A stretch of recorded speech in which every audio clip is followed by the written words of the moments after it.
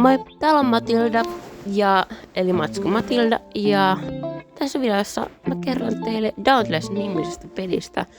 Tässä pelissä ihan oikeasti tapetaan isoja hirviöitä.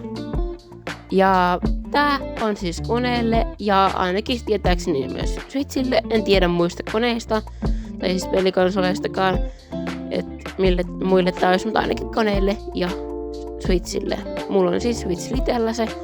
Ja tietysti se maksaa, mutta on ihan jees peli. Tässä pelissä siis ylipäätänsä koetaan tappaa hirveitä. Ja tässä pelissä siis myös näiltä hirviöiltä saa kamaa, mistä voi tehdä armoreita ja silleen. Ja let's check it out.